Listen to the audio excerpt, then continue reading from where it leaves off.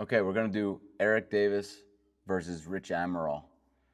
Eric Davis is a pound for pound elite.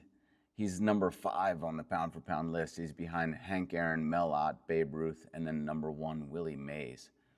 If we look at their stats, they're about the same size. Eric Davis was 6'2", 165. Rich Amaral was 6 feet, 175.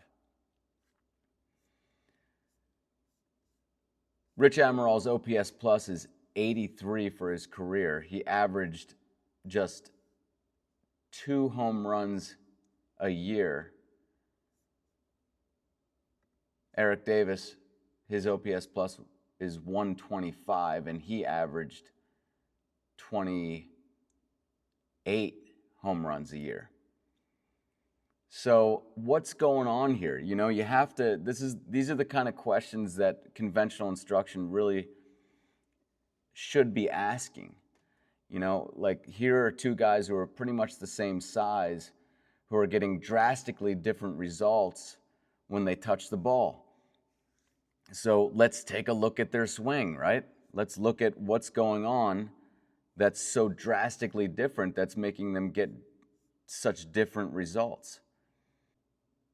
So the first thing we're going to see is what we commonly see in guys with average to below average swings is that they leave their hands more or less in front of their chest as they start into the forward swing.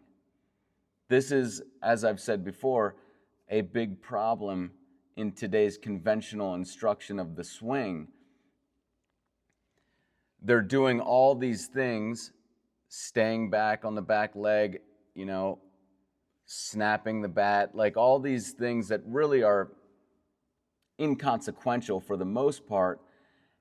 And meanwhile, they're doing one of the worst things you can do, which is they're just leaving their hands right in front of their chest. They're essentially skipping the link that is the lead shoulder link, or just the link that comes after, you know, the hips. You know, we start from the ground up, so to speak. We rotate from the hips, and then it moves into our shoulders, and then it moves into our arms, and then into the bat.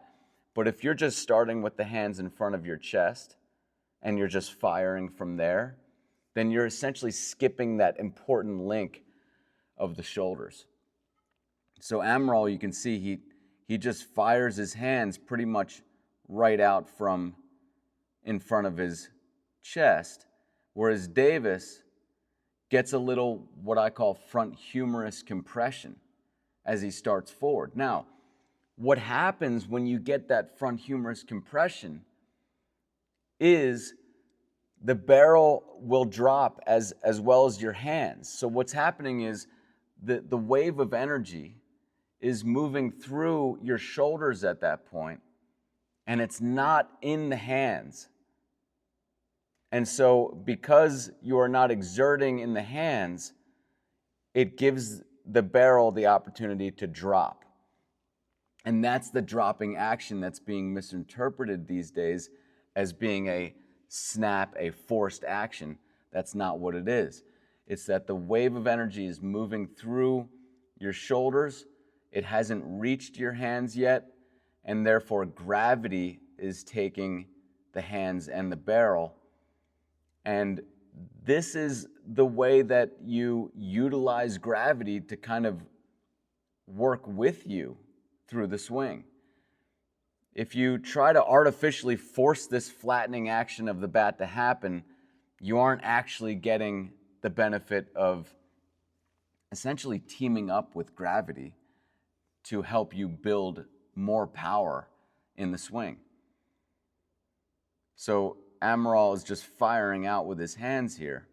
And it's not just power that's improved. That's the thing. We optimize consistency as well when we utilize more of a body-controlled, more lead side swing, because the barrel is entering the zone earlier. If you push your hands out from the start, what's happening is the barrel is kind of being pushed backwards as well. So you're delaying the barrel from entering the zone. It's really a tough way to hit. And it's the reason why Amaral had such difficulty at the plate. So as we take them forward, you can see, look at the drastic difference in positioning here. Davis is in a completely different sort of position, leading with the rotation of his body.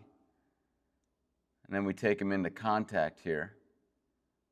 Look at the drastically different positions there at contact. Davis is pushing in. He has the room because he didn't push the hands out. He has the room to push his torso into the hit. You don't have room for both the hands and the torso. If you push your hands out, you have to kind of make room and kind of back up a little bit. That's why you see a lot of the guys who are very handsy and very pushy in their swing, they have to, just before contact, they have to kind of back up and make room. You can see that a little bit in Amaral's swing here. Whereas Davis has got plenty of room. His back arm is not trying to fight himself. It's nice and loose and relaxed, which allows the barrel to whip into the zone using more of his rotation of his body. And his torso can stay straight up and down, whereas Amaral's leaning back a little bit. As we go through contact, notice Davis's back arm is not extending all that aggressively. That tells us that it was not overexerting through the swing, whereas Amaral is already completely extended, and it's only a few frames after contact. Davis doesn't even extend his back arm until about right here, completely. And then, of course, you have the wide, full finish of Davis. This is something that right-handers especially will have problems with because they're just headed to first base, and through time and practice of wanting to get to first base as quickly as possible, they end up shortening their swing.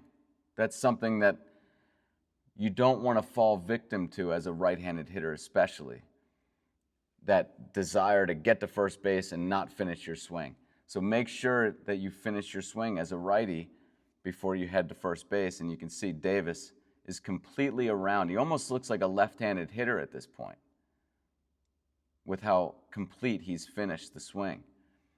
So there you have it, Rich Amaral versus Eric Davis. Thank you guys for watching. Check out theswingmechanic.com for my More Lead Side ebook and the lead arm training bag. Take care.